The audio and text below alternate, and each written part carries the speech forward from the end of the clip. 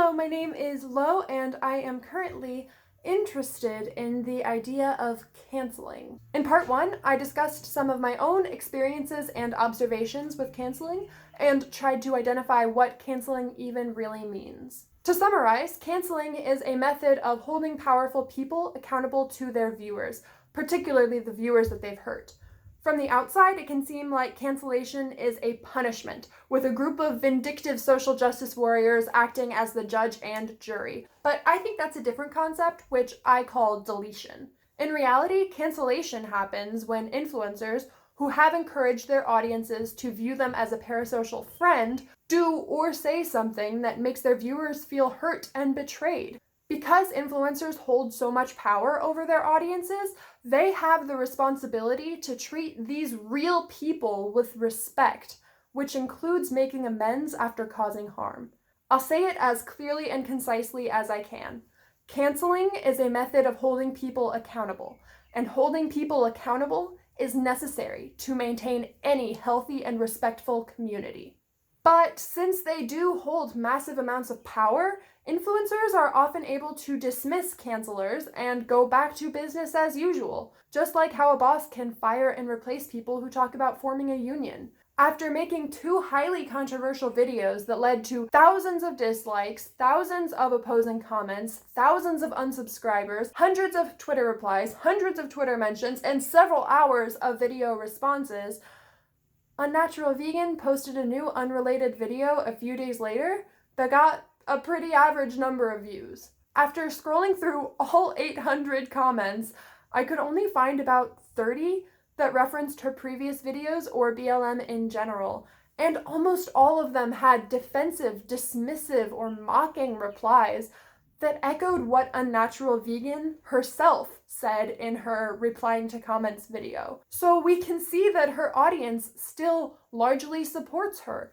Even though about 5,000 people unsubscribed, she retained the other 98% of her subscribers, and she still has just as many patrons as she did in October of 2019. She may have gotten canceled, but she was never deleted.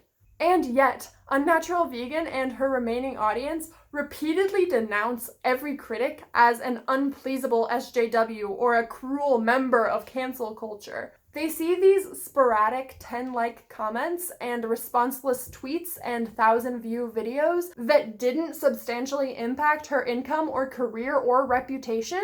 They see this as evidence that she was deleted, and they use this framing to avoid taking responsibility and improving their behavior, which is even more ridiculous when you consider that Unnatural Vegan has gotten canceled before for this same exact thing. In 2017, she made a 3-part series on why she is not intersectional, which got a very similar response. Those videos are now private, but you can get a general idea of what she said through a privileged vegan's video response, which I've linked in the description. Unnatural Vegan clearly did not learn any lessons from her last cancellation, and now she's doing the same damn thing again.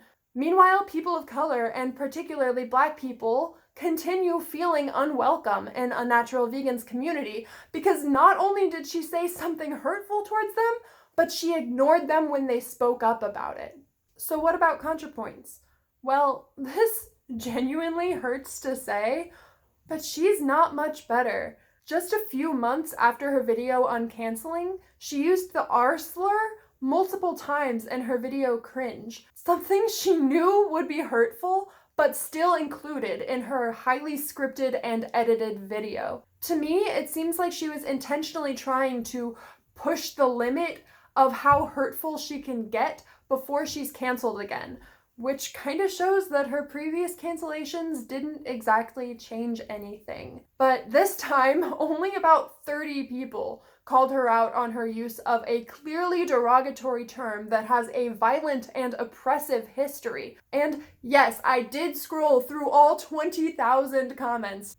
Now, anyone with a disability might be feeling ostracized in ContraPoint's community, knowing that she didn't care enough to pick a different word, and her audience didn't care enough to hold her accountable.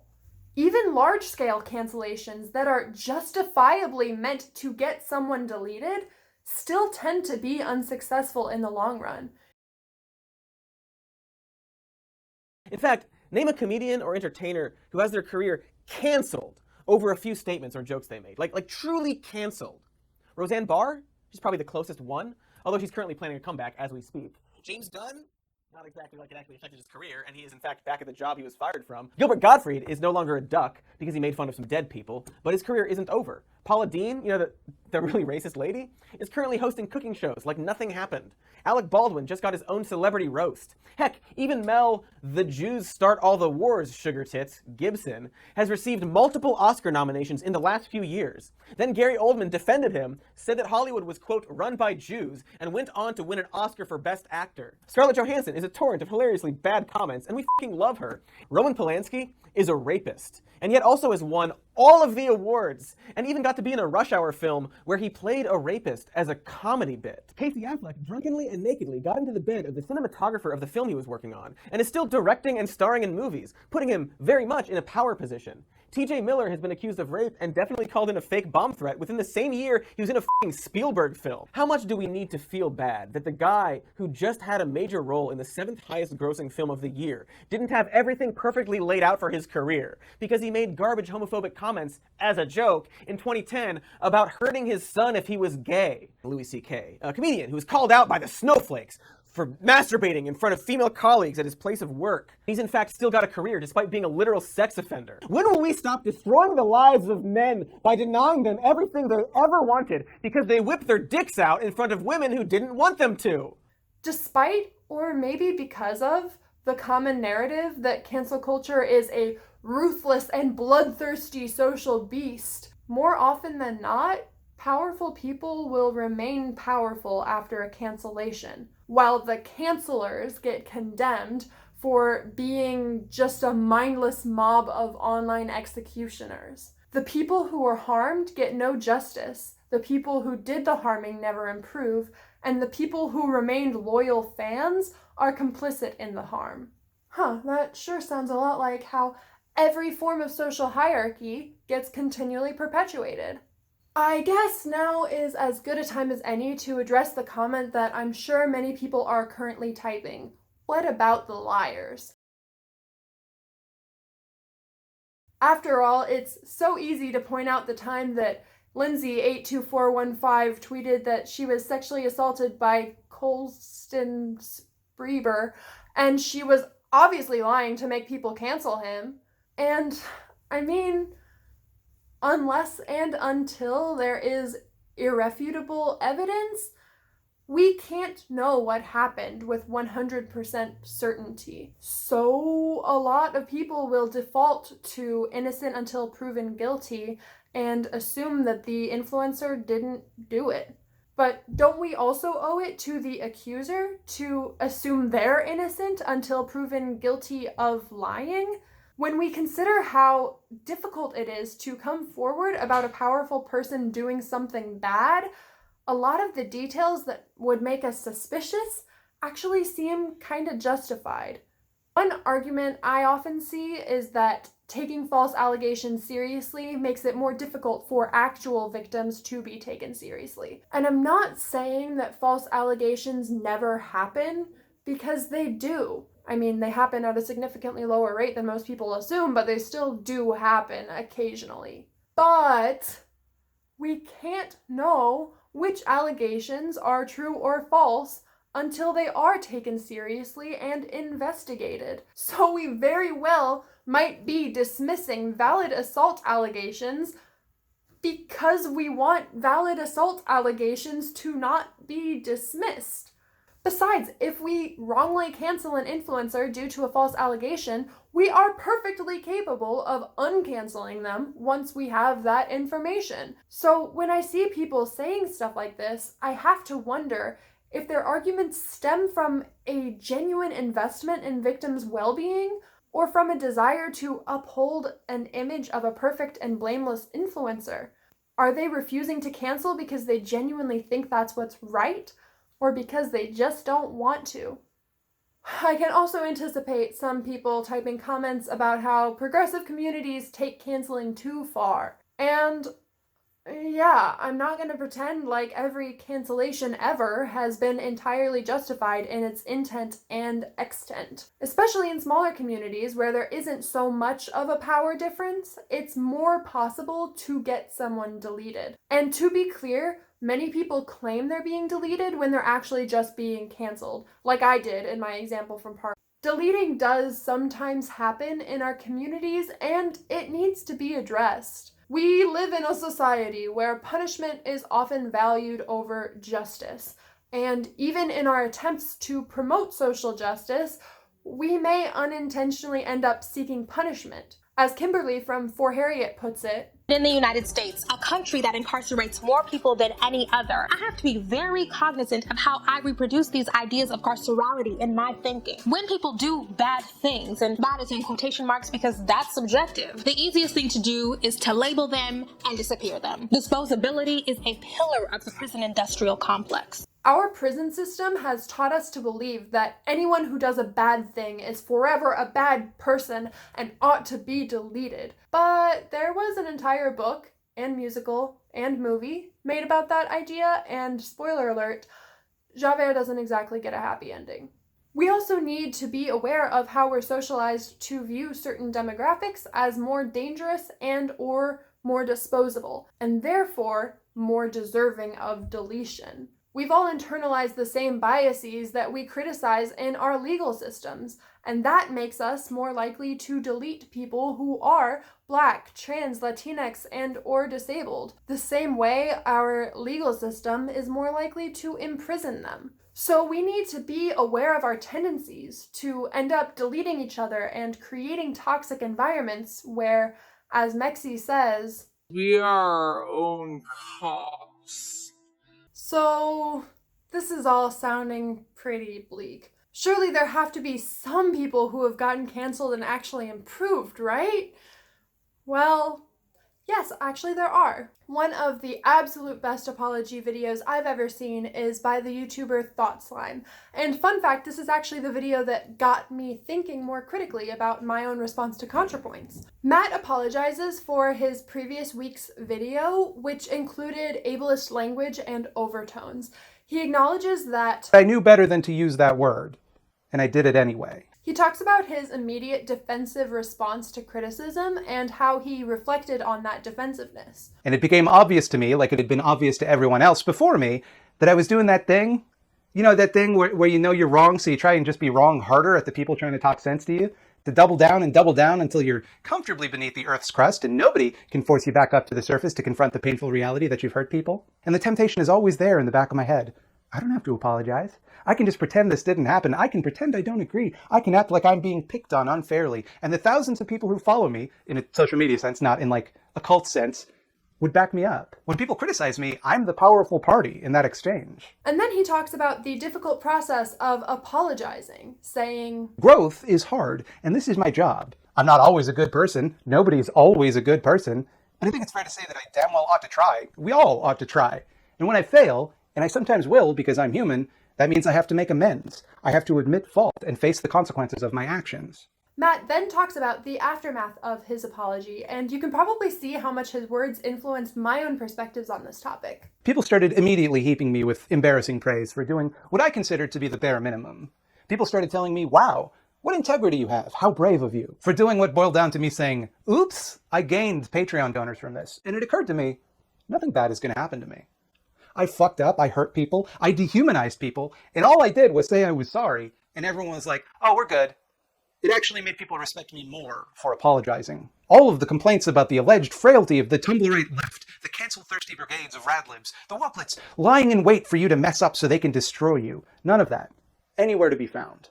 So there you have it. Canceling isn't a death sentence. It's a request for the influencer to essentially be a little nicer. And once the influencer does that, the cancellation is over and everyone moves on. We see this same pattern in two other apology videos by Wallace and Shan Boody. In D'Angelo's video, called Ma'am, I'm Sorry, he apologizes for a previous video where he called out another YouTuber, and he was, in turn, called out for the way he did that. Like, I don't want to sit here and blow it out of proportion and cry and say, oh my gosh, I was getting so many hate comments. I didn't see one hate comment.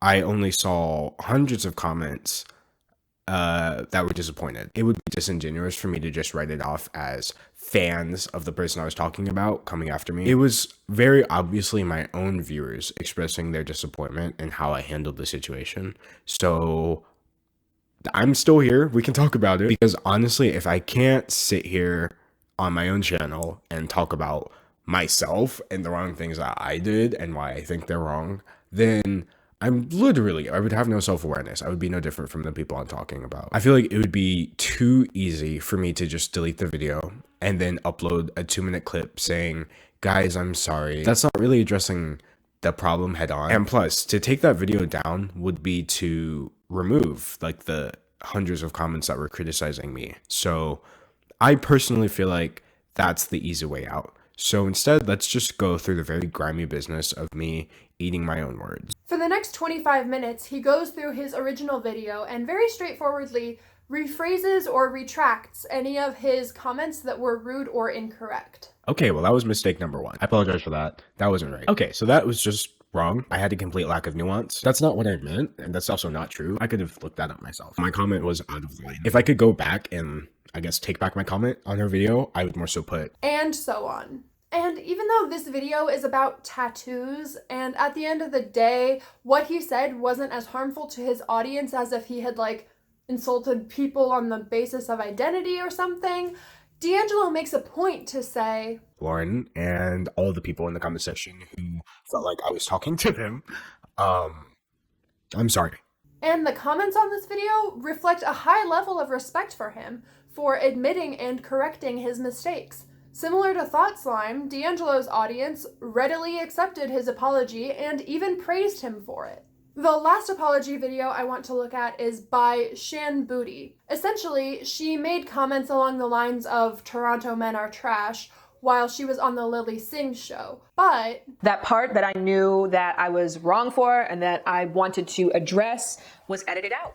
And I'm not gonna lie, for a while I was like, great, I don't have to say anything. But I had been reflecting, because we shot the taping of that episode back in the fall. And I've been reflecting since the fall about that comment, and I feel like even though I don't have to get dragged for what I said, I can still drag myself. She finds it important to let her audience know that as soon as I got off stage, I thought, gross. Like, have you not learned? Have you not grown? Do you have nothing to show for the work that you've put in, to the point where you still feel comfortable on a public platform making gross, slanderous statements about a group of people that not only is not true, it's not even remotely fair? She then takes it a step further to say, I use that as an excuse to think about why it was that I consistently had negative relationships in Toronto, and a lot of those boil down to myself. For the next 10 minutes, she shares some of the insight that she gained from that reflection, discussing her relationship patterns and attachment style and communication skills. And the comments on this video show nothing but appreciation for her honesty and maturity. The only negative comments anyone has are for Lily Singh. So what do these apologies all have in common that make their audiences so willing to forgive them? Well, unlike in many YouTube apology videos, none of these influencers are overly emotional or trying to make the viewer feel bad for them. None of them abuse their power to shift the blame or cause any further hurt. None of them even really ask for forgiveness from the audience. Instead, they all straightforwardly identify their wrongdoing, acknowledge the harm that they caused, correct themselves on it, and show a genuine desire to do better in the future. Most importantly, in all three of these apologies, the influencer's goal wasn't to get the critics off their backs. First of all, audiences are usually able to tell real apologies from fake ones, even if the script is the same. So an insincere apology probably wouldn't have accomplished that goal anyway. Plus, as I showed earlier, canceled influencers are usually still able to continue on with their lives and careers, even if they don't apologize. So if all these influencers wanted was for the cancelers to go away, they could have just ignored and dismissed them and waited for a little bit. All three of them point out in their videos that that was an option. They didn't have to acknowledge or address their mistakes, and yet they still did the harder thing and apologized, genuinely, because they were able to put aside their ego and see the bigger picture. They knew that letting their words go unchecked would be inconsistent with the morals and values that they try to promote. And they knew that ignoring criticism would set a precedent of unaccountability in their communities. Instead, they model integrity to their viewers, which in turn helps the viewers move past their own negative feelings as well. So, while influencers shouldn't apologize simply because they want their audience's approval, they should know that showing genuine respect and concern for their audience will help their audience respect them back, even when they occasionally mess up. So, I've canceled people, I've been canceled, I've seen others get canceled. I've seen cancellations with positive impacts, I've seen cancellations with negative impacts, I've seen cancellations with everything in between. And at the end of the day, even though some influencers have improved after being canceled, that word seems to be used more frequently to dismiss critics than to actually hold influencers accountable. So what can we do? How do we speak truth to power when our method of doing so is so often flipped and used against us?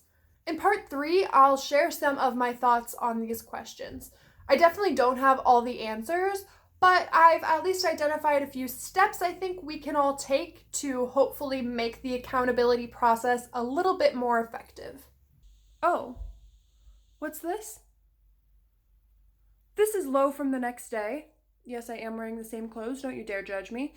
And I am just getting breaking news that Jenna Marbles has issued an apology to end all apologies. And I want to talk about it, but I couldn't fit it into this video without it dragging on for just way too long. So I'm going to be making a part 2.5 where I talk about Jenna Marbles' apology, her fans' response to it, the media's response to it, what that says about cancel culture and all of us. Shout out to the people who commented on my part 1 video and told me to go check out the Jenna Marbles one, because whew, do we have some stuff to talk about in that. So stay tuned for part 2.5, and then part 3 will be coming after that.